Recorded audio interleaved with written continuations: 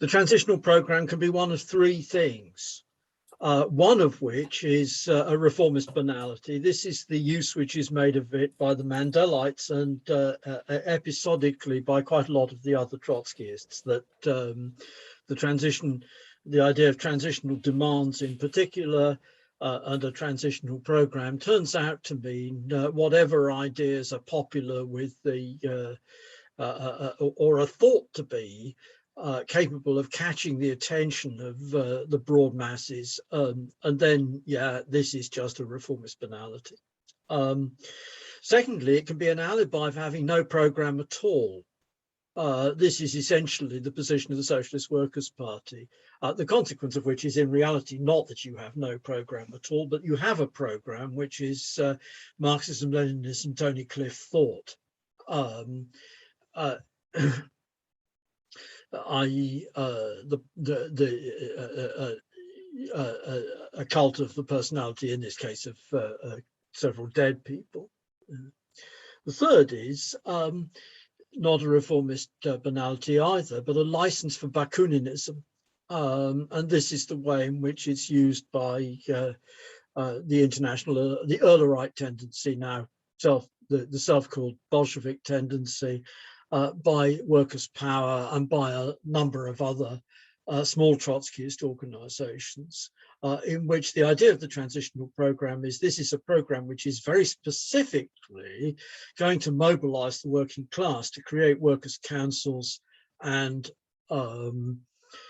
workers' militias through the direct class struggle, that is the guerrilla struggle over wages, conditions, etc. in the factories, and through that we will progress to dual power, and through winning the majority in a dual power into the dictatorship of the proletariat, Russian style, roughly Russian style.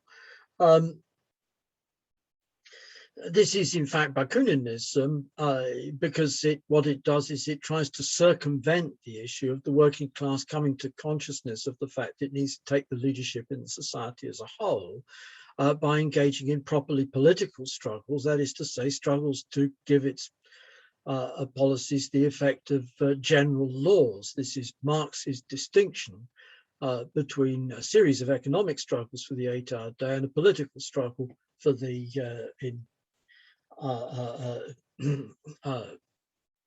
political struggle for the 8-hour day as a law, 10-hour day as a law.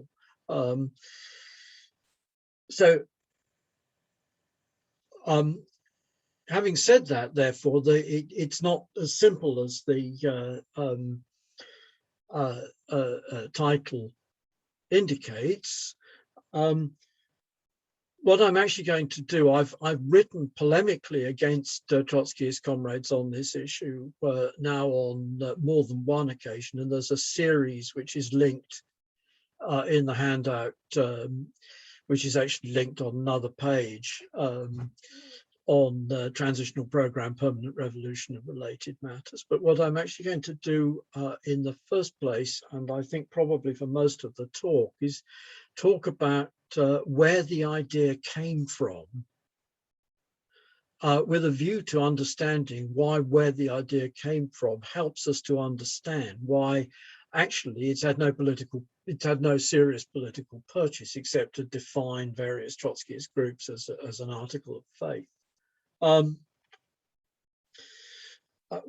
We begin therefore way back, and this is discussed in the article Lessons of Erfurt, which is also linked at the page linked on the handout. Chartism, the difference between the utopians and the Chartists. In the period before Chartism, working class political organization more or less inevitably took the form of sects around a founder. So we have Spenceans, who had a particular form of communism, Owenites, in France, Fourierists, and Saint-Simonians, and Proudhonists we come to have. And the People's Charter of 1839 create something very different, which is a party, not a party in the modern sense with an individual membership party, but a party in the sense in which parties existed at that time, which is to say a broad current of opinion with a degree of central activity, but basically organized around clubs and societies in the localities. But it's a party which, unlike the Whig/Liberal and Tory parties, was not defined by a vague set of values, but a set of very concrete political positions, the 6 points of the Charter. And the that model is positively adopted. We've had Lawrence Parker earlier this week talking about the scandalous position about the communists do not form a separate party counterposed to the existing working class parties. And the point which is relevant to that the existing working class parties just means the Chartists and their American equivalent. We can add that the Communist Manifesto itself is not intended as such a program. It's a polemical, it was, the original draft was for a communist catechism, which is an educational document. The Communist Manifesto in the form in which it exists is a polemical document commissioned to polemicize against Mazzini, who was intervening in the Chartist movement to campaign against communism. Mazzini, Italian nationalist, advocate of universal suffrage, but of universal suffrage as a means of choosing between the natural rulers, and so on. So the German equivalent of the 6 demands of the Charter is a bit more elaborate. It's the demands of the Communist Party in Germany, produced in 1849. The same issue arises in Germany. It's a little bit of a more complicated story, but in essence, the early 1860s, Ferdinand Lassalle is invited to write an open letter to the workers' movement about what the workers' movement should be doing. And what Lassalle does is he writes this 50-odd page pamphlet, open letter to the workers' movement, in which he argues essentially for the workers' movement to create an organization to fight for two things, one of which is universal suffrage, and the second is state-supported cooperatives. The ground for state-supported cooperatives being that under the wages system, it is inevitable that the working class can never obtain more than subsistence wage. This is the, quote, iron law of wages, Ricardian in argument, but sometimes Marx says things which are sort of like it. He polemicizes directly against it on a number of occasions, but he also says some things which are sort of like it, and that the only way out of that is the creation of cooperatives. But in order to create cooperatives, you need state backing, effective cooperatives, you need state backing, and to get the state backing, fight for universal suffrage. And Lassalle, the other side of this story is that Lassalle enters into private negotiations with Bismarck, the German conservative, the conservative Prussian prime minister, on the basis that the working class's immediate antagonism to the factory-owning class and the banking class, which are represented by the German liberals, means that the working class should ally with the monarchy against the liberals. The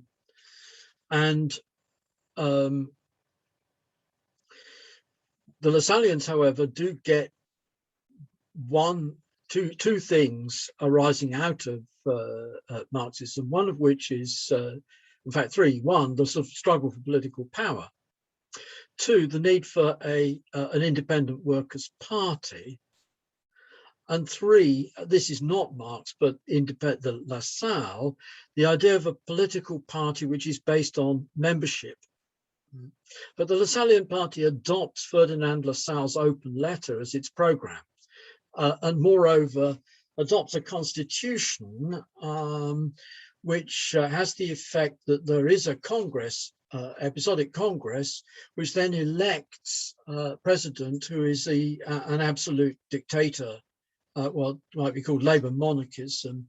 There is an Italian author who is cited by loads and loads of people subsequently who asserts that the Lassalleans characterized this regime as democratic centralism, but having failed to find the reference, the citation, the source, failed to find the point at the source which the Italian author cites, I am skeptical as to whether this is true or merely an invention in the interests of the guy's Atlanticist politics.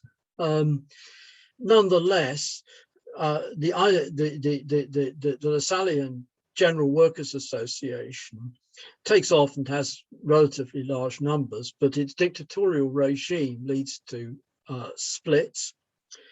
And as a result of a combination of splits and Wilhelm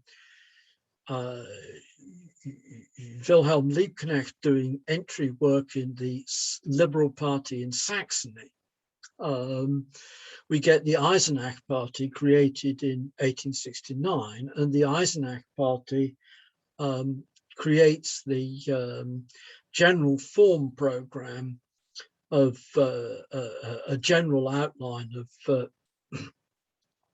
what we of what the underlying aims are, and then a set of political demands and a set of social demands like the 10-hour day and so on. Okay, so this Eisenach model is repeated in the Gotha program, although the Gotha program, Marx and Engels famously write sharply critical objections to the Gotha program on the grounds that it's made too much in the way of concessions to the program of the Lassalleans. But in fact, what it didn't make any concessions to was the Lassalleans' organization conceptions. And the upshot of the unification of the Eisenachers and the Lassalleans in 1875 was a snowball effect, which produced really quite rapidly the mass German Socialist Party. It goes through more than one name, it's illegalized, it runs through illegality down to 1890. And then in 1891, we get the Erfurt program, similarly on this maximum minimum model. In the Erfurt program, the maximum program is considerably elaborated by Karl Kautsky into a statement of more elaborated statement of the dynamical reasons why we should expect capitalism to be succeeded by socialism, rather than the very outline general aim, which is characteristic of the Eisenach program, and also actually of the program of the Parti Ouvrier, which is one which we keep quoting because it's actually by the preamble part of it is actually by Marx. But the platform, the basic character of the platform has this character that you've got the introductory part, then you've got the political demands, which are actually demands which would, at least as thought, overthrow the dictatorship of the bourgeoisie and create the dictatorship of the proletariat, and then the economic and social demands, which, as Marx says of the program of the Parti Ouvrier, are demands which have grown immediately out of the workers' movement, rather than being ones which are imposed as a schema by some leftist theoreticians, etc. Okay, so Kautsky's introduction then gets to the Erfurt program. He then writes an elaborated explanation of this introduction, the book which is called in English, The Class Struggle, and that's translated into umpteen countries and influences essentially by virtue of the strength of the SPD and the fact that the SPD has come through illegality and come out the other side as a mass party. and built trade unions, socialist societies of one sort and another. And that becomes a model. The SPD becomes, in effect, a model for the rest of Europe. I want to just flag up what I think is a deficiency in the political demands of all of these through the Communist Manifesto, the demands of the Communist Party of Germany, the Eisenach program, the Gotha program, the Erfurt program, and that is something which is actually, there's a United States socialists had a clearer idea about, which is the question of how the bourgeoisie rules in a fully bourgeois society, and the fact that the bourgeoisie can rule in a society which has universal suffrage, and it does so through a combination of corruption, advertising-funded media, artificial devices to secure the existence of a two-party system, which enables them to move their backing between the ins and the outs, depending on who's unpopular, and judicial review. Although we don't technically have judicial review in the United Kingdom, but we have judicial we have in relation to human rights issues, and we had on relation to European Union law between 1972 and 2018. Judicial review of statutes for inconsistency with European Union law.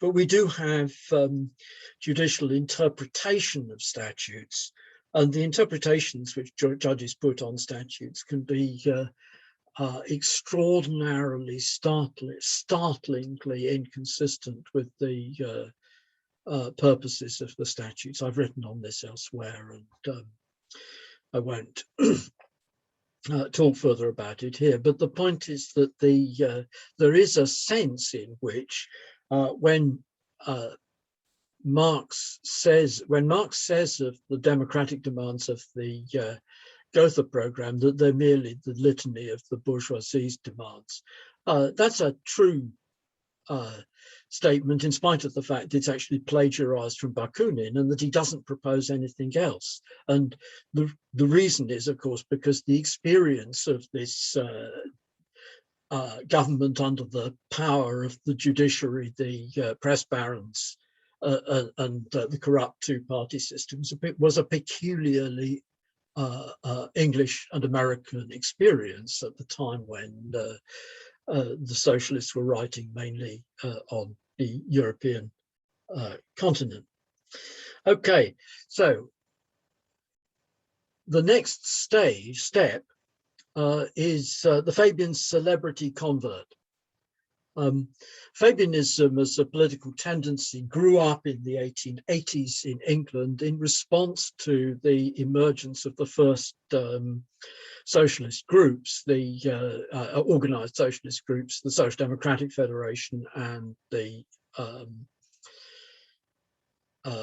Socialist League. And the difference is that Fabianism, it's not absolutely in the first generation of Fabianism, but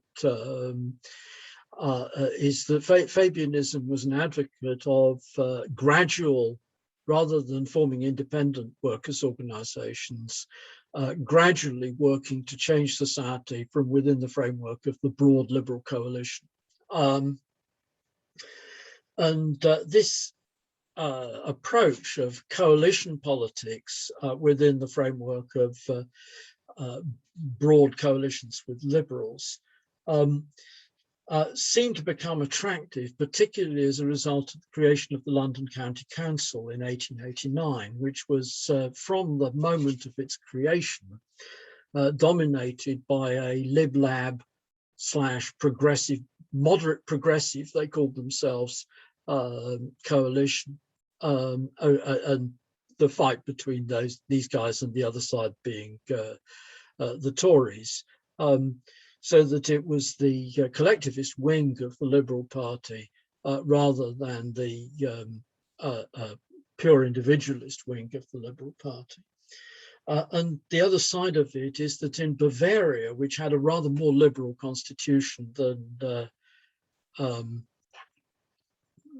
Prussia, Eugen von Vollmar, who had been actually a fiery leftist and general strike advocate in the 1880s, in his 1891 El Dorado speeches said, no, we shouldn't be seeking the overthrow of the regime. We should dump our pseudo-revolutionary claims to overthrow the regime, which have no reality, and go in for coalitions with the liberals in order to obtain concrete reforms. And Bernstein is the celebrity convert and the guy who's, hey, Bernstein shows, quote, the crisis of Marxism. And everybody who ever uses the expression, the crisis of Marxism, the crisis of historical materialism, you can sort of prima facie assume that what they're starting from is Bernstein's critique of Engels and Kautsky and Bebel and Liebknecht and the SPD leadership and these guys. So Bernstein's argument, reject the futile revolutionists, and what matters is the movement, not the end goal. The end goal we should think of in terms of moral values, just like liberalism and Toryism, not about an alternative society. In that sense, it's abandoned the maximum program. But in point of fact, it's actually not just abandoned the maximum program. It's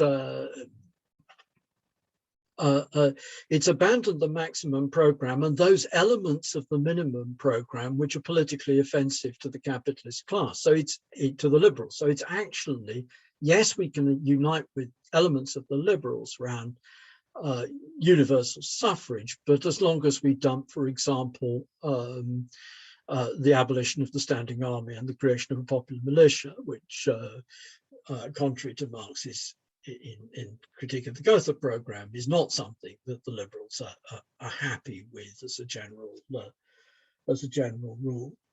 Okay, so what happens then as a result of the great huge press scandal, etc., about the crisis of Marxism and the bidding up in the bourgeois media and the academy and so on and so forth of the crisis of Marxism and the wonderful critique offered by Vollmar and by Bernstein and by other authors actually as well.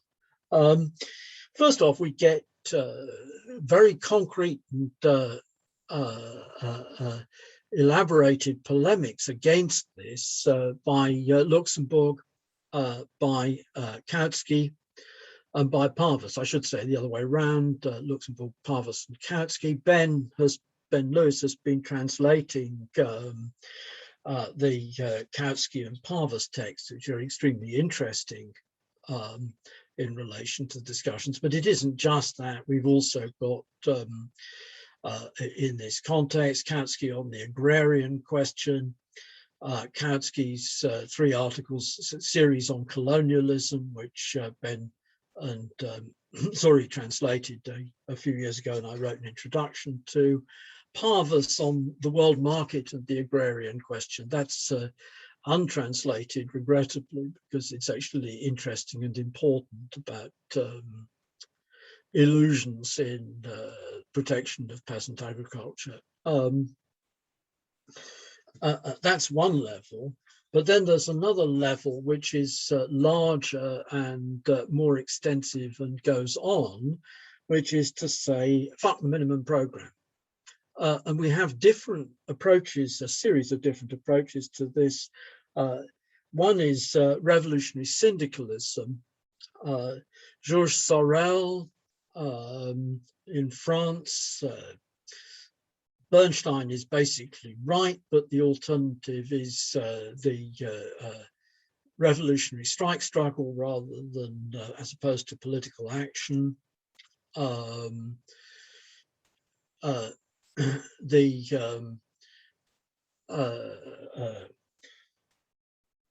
Robert Michel's book Political Parties is taught in all American universities as a political science book about the inevitability of inequality, but it was actually originally written as a syndicalist polemic against political action, against parties and political action.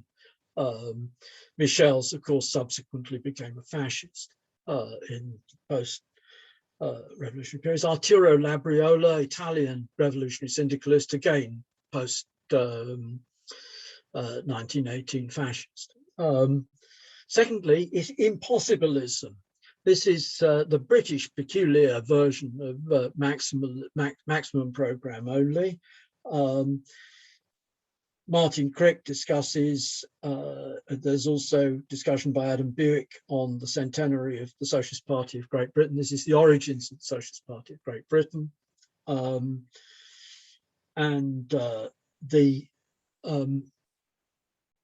It's also the other part of the impossibilist wing was the Delayonists who become a direct action sect analogous to based on the US Delayonist Party. The idea essentially is strike action is essential in order to have strike action to win political change, strike action, so not just ordinary strike action to win political change, strike action growing over into the struggle of power. Therefore, we need party control of the trade unions. And the fact that we need party control of the trade unions actually results in the organization becoming a small sect. Same is true, in fact, of Rosa Luxemburg and Leo Georgiches and others, social democracy of the Kingdom of Poland and Lithuania. The demand, they make it fairly big in the revolution of 1905, but by insisting on party control of the trade unions, they become marginal relative to the Polish Socialist Party left, which didn't insist on, which broke from the left with Pilsudski and co, but didn't insist on party control of the trade unions. The Italian maximalists, again, the Italian maximalists are the left wing of the Italian Socialist Party, who aimed for take the maximum program seriously, as opposed to the reformistas, who were the guys who were entered into coalitions in with the liberal governments, liberal wings of the Italian politics. It's a bit more complicated because Italian politics was clientelist and multiple factions, so that it's not as straightforward, ideologically straightforward. But then the reformistas got themselves mixed up in Italy's imperialist adventure in Libya, war with Turkey, etc. And the maximalists won control of the party in 1912. Benito Mussolini, one of the central leaders of the maximalists, but of course the part of the maximalists which went to nationalism went to fascism.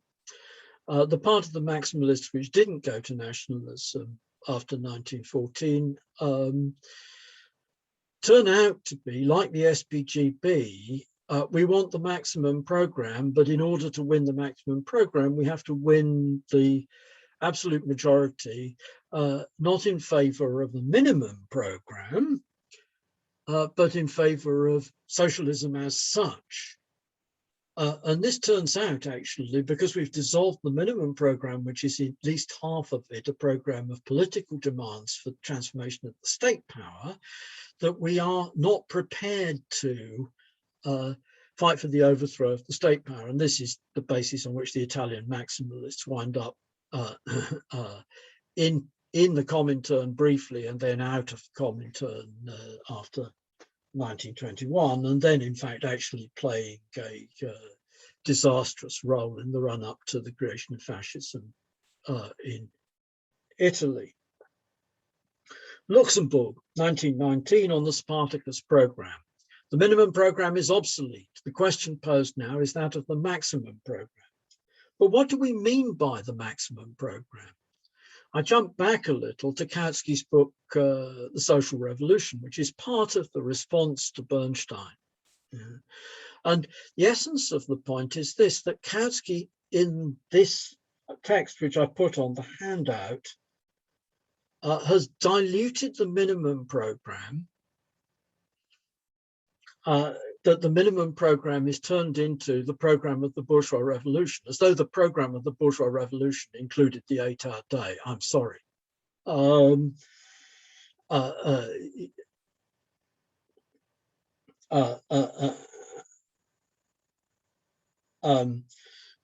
as though the program of the bourgeois revolution included the dissolution of the army. This is just this is just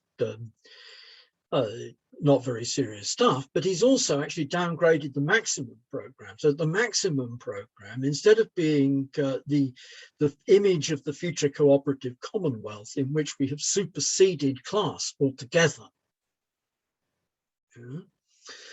becomes instead, let's just the nationalization of lots of things, extensive nationalizations. So then the paradox of this is, again, what we get in 1919 is a degraded image of the maximum program substituted for the minimum program, and in consequence, where the fuck does it go? Because all you can do with maximum program alone is demand more nationalizations.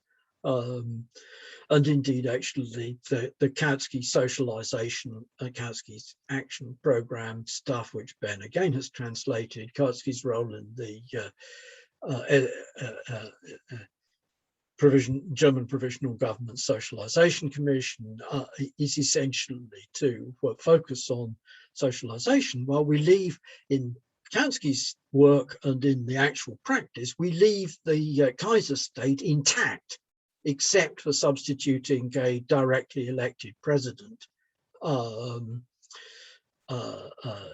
First, a parliamentary elected president, which is Right Social Democrat Ebert, then directly elected president, which is Hindenburg, at the head of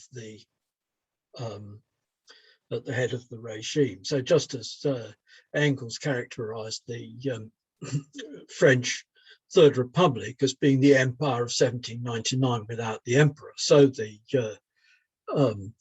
Weimar Republic is the Kaiserreich without the Kaiser, but with equally the high levels of provincial autonomy, the use of the Reichsrat as a second chamber to limiting the power of politics, and so on and so on. Nikolai Bukharin also argued for the supersession of the minimum program by the maximum program. And again, I've got a quote from Lenin on Bukharin at the October 1917, just before the revolution, Congress, where they were discussing the revision of the party program, and Bukharin had argued. We haven't got, I guess that the protocol is available in Russian, but that would require Lars or somebody to translate it to find out what exactly Bukharin said. And the issue came back to be discussed again in the 8th Congress of the Russian Communist Party in 1919. So the problem essentially is we've moved into, it's just the maximum program. And what we have to talk about is just the seizure of power, is just taking power, nationalizations, Soviets, etc. And after the Russian defeat of the invasion, the defeat of the Russian invasion of Poland, and the net turn in Russia, and the defeat of the March action in Germany, there's a significant shift of the Russian leadership to the right on this. I say to the right, actually meaning it to be the right thing to do, because what the alternative was ultra-leftism. And in this context, Third Congress of Comintern, Radek's report on tactics, which I haven't put the link into the handout, argues for transitional demands as part of or of a program of action which is relates to the immediate concerns of the working class and draws it all together, and the whole amounts to the capture of power by the working class. And the issue comes back at the Fourth Congress of the Comintern, where we have a debate between Bukharin, Thalheimer, and Thalheimer for the German party and Kabakchiev for the Bulgarian party, and the Italians.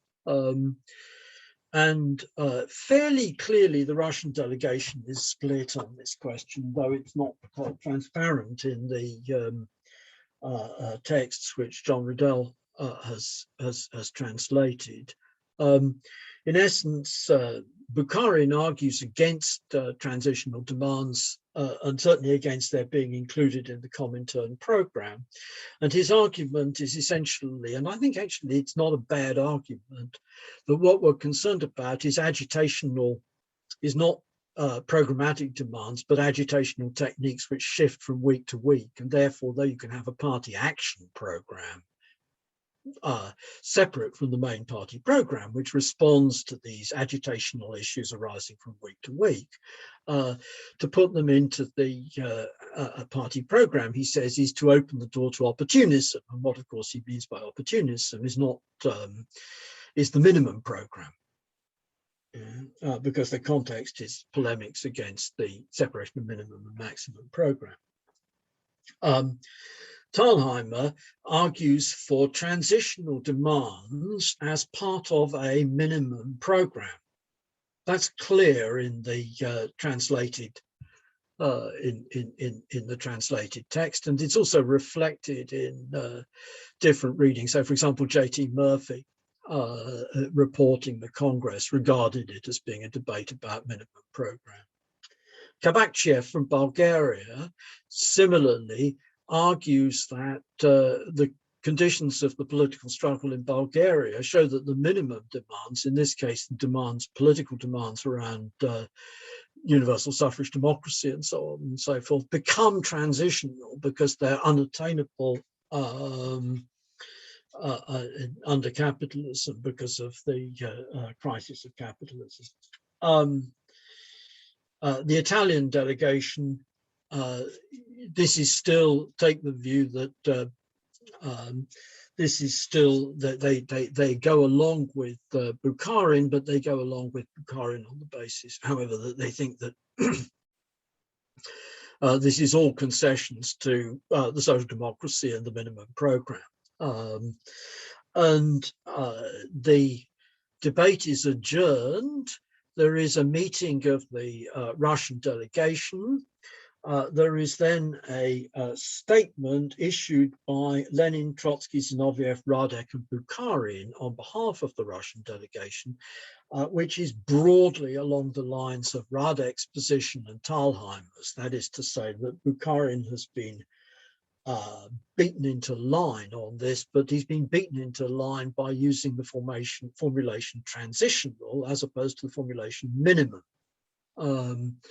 So that the resolution of the Congress then does the same thing. This is the resolution that's been drafted by this meeting of the Russian delegation, and the Italian delegation makes a statement in which they think this is still, in essence, they think this is still backsliding.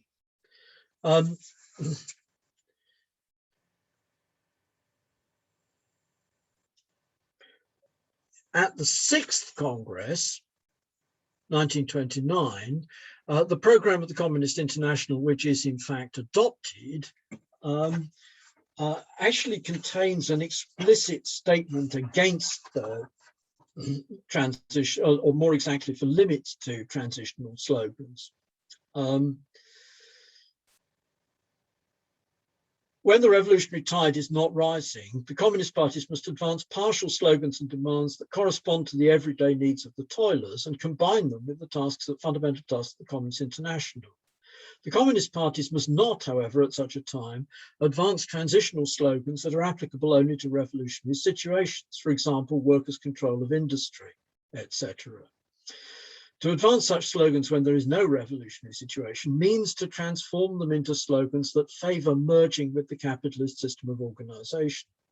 Partial demands and slogans form generally an essential part of correct tactics, but certain transitional slogans go inseparably with the revolutionary situation. Rejection of partial demands and transitional slogans on principle is, however, incompatible with the tactical principles of communism, for in effect such repudiation condemns the party to inaction and isolates it from the masses. United front tactics also occupy an important place in the tactics of the Communist Party throughout the whole pre-revolutionary period, etc. So it's not an abandonment of the stuff from the Fourth Congress, but it's very much playing down the importance, and it's reflected in that English language translations of the resolution, the resolution of the debate in the Fourth Congress is first translated into English by John Riddell, and the actual resolution of the Fourth Congress could only be found until recently in Lenin's collected works almost as a piece of marginalia, rather than in standard collections of the Congress proceedings. So this having happened, how does this come to have such a prominence in Trotsky? The answer is that Trotsky launches Trotsky proposes to the Trotskyists, the International Communist League, that they should launch the Fourth International. It's not an article of a council of despair. The Trotskyists have grown dramatically in the period between 1935-36 around the People's Front turn, and at the time when the International is launched, they claim something in the region of 10,000 members worldwide. That's absolutely marginal in terms of absolute world politics, but it's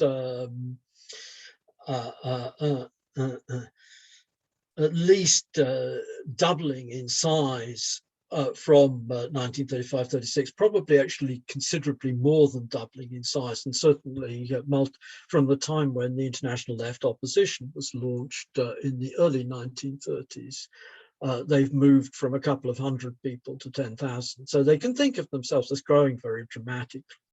What it's founded on politically is essentially the positions of the first four congresses of the Comintern, plus permanent revolution, plus political revolution in the Soviet Union, Soviet defensism and political revolution in the Soviet Union. Because Soviet defensism is in the first four congresses of the Comintern, so it's not an innovation, but a political revolution is an innovation. But at the front, up front, Trotsky places the transitional program argument and the necessity of a system of demands which in their entirety break with the bourgeoisie, start from present conditions and present consciousness of broad masses, and taken in their entirety break with the bourgeoisie. Why? The answer is, in essence, a problem of analysis. Trotsky is fighting the last war. In World War I, in Britain and France until around 1916, and in Russia and down to 1917, there was insufficient state intervention in the economy, resulting in economic chaos.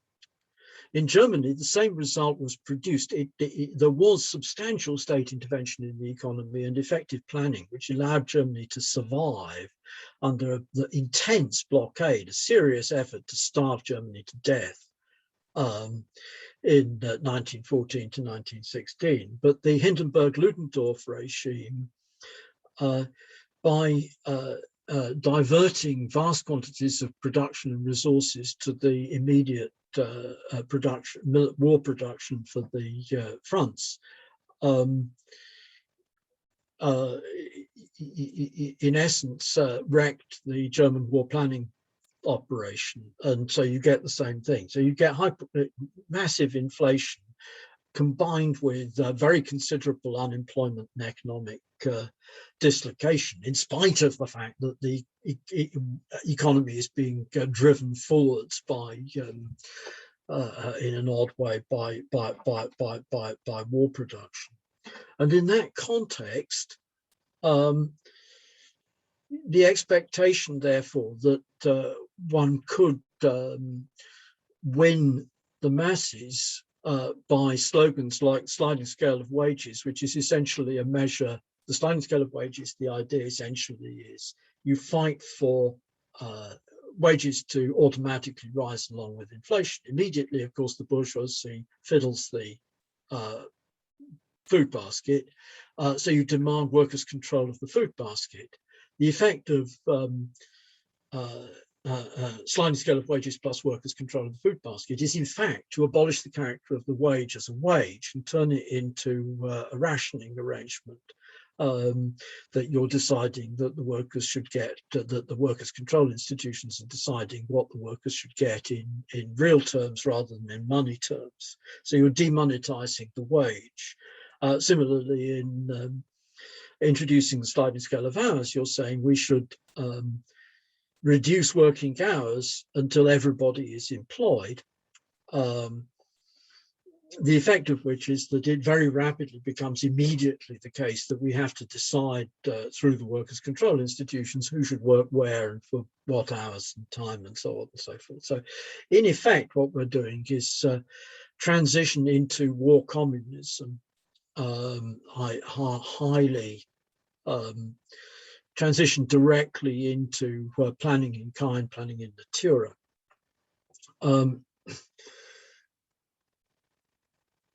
And if it had been the case that the Second World War had been like the First World War, then this policy would have had considerable purchase. But in fact, of course, what happened in the Second World War was an immediate move in all the belligerents to introduce directive planning of industry and conscription and rationing, so that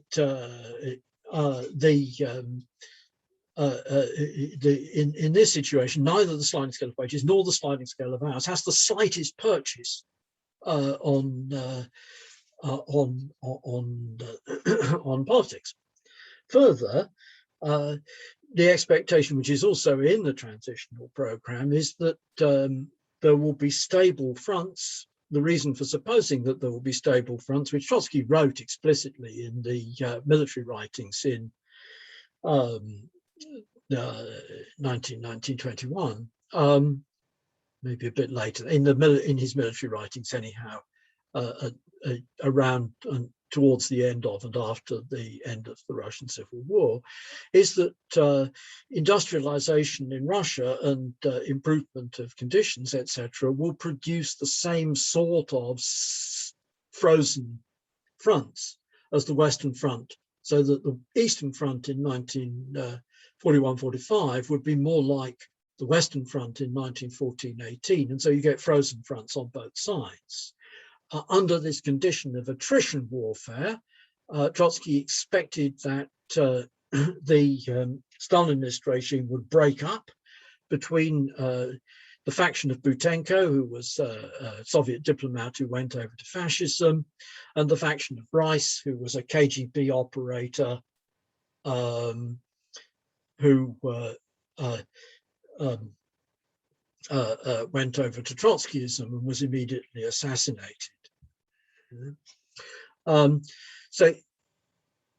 the reality, again, was something completely different. In the first place, because it turned out that because of combination of tanks and faster tanks and massively more use of trucks and more use of air power and so on and so forth. The fronts weren't static.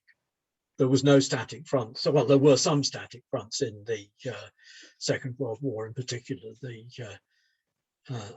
Allies crawled slowly up the Italian peninsula from static front to static front. But it wasn't a war of static fronts, but of rapid motion. France collapsed. Trotsky was still trying to work out how the hell to change the line of the Fourth International over the results of the French collapse, which he clearly was attempting to do when he was assassinated. And after he was assassinated, Hitler's invasion of the Soviet Union, and combined with the collapse of France and the Japanese operations in the Far East and etc., the result is the Global Popular Front. And after the end of the war, Popular Front governments in a wide range of cases. When the Americans try to take back Eastern Europe, Stalin responds by letting loose the communist parties, and we get transitions to Stalinism under Popular Front governments, which then, the effect of which is that the Trotskyists are marginalized, and the Trotskyists continue marginalized. The transitional program has no purchase whatever. So what then are we going to do with this transitional program idea? It starts out with, we start out with an error on the part of Kautsky in the Social Revolution, in which he reduces the maximum program to socialization measures, and reduces the minimum program to essentially, this is, although he says this is the program of bourgeois liberalism, which it isn't.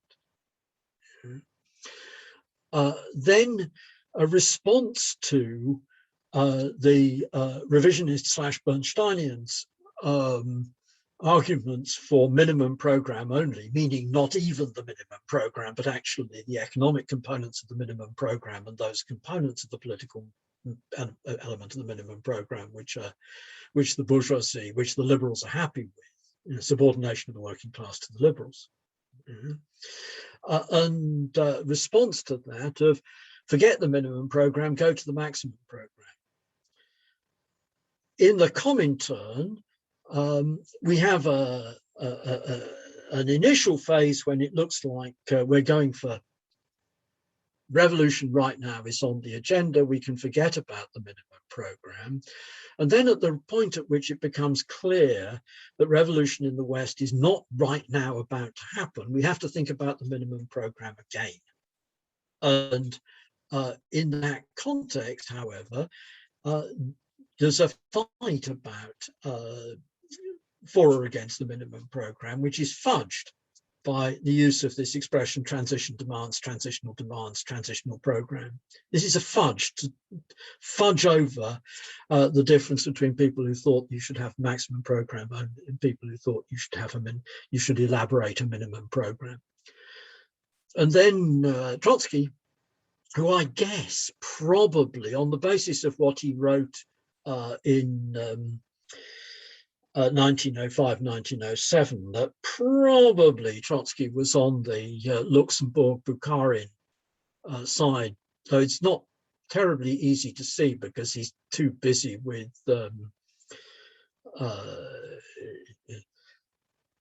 foreign ministry and then the war ministry and then Comintern stuff for it to be entirely clear what his view on the debate about minimum program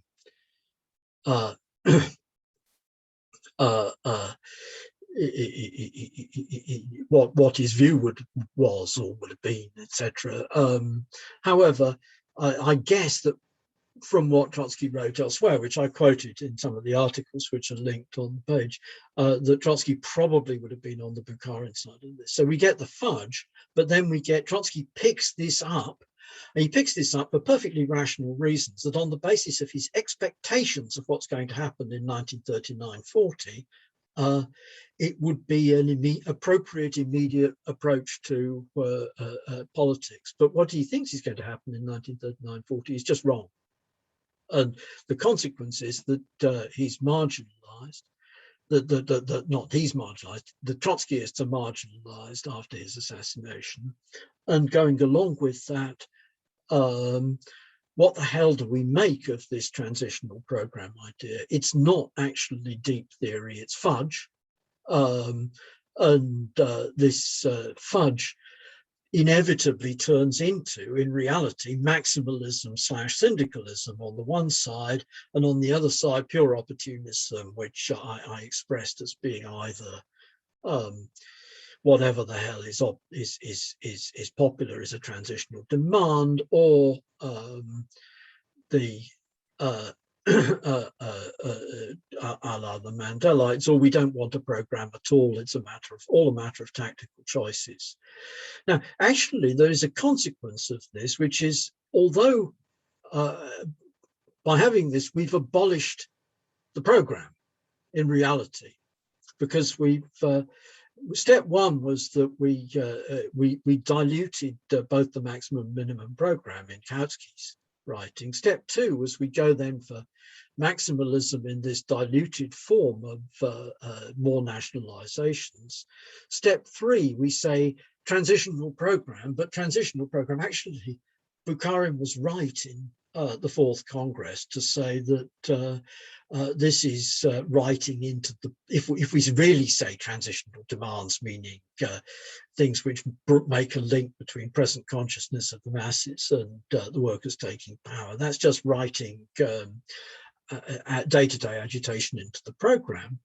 The consequence of that, actually, you've lost the program and you've gone back to before Chartism. What you produce inevitably is cult of the personality of the trust in the individual leader and cult of the personality of the leader. Spenceanism, Saint-Simonianism, Fourierism, Proudhonism, Healyism, Pabloism, Mandelism, Cliffism, Robertsonism, and Canonism, Morenoism, Altamiraism, and so on and so on and so on. So that I'm going to wind up. Sorry, I've run on slightly longer than I intended to, but hopefully that's of some use.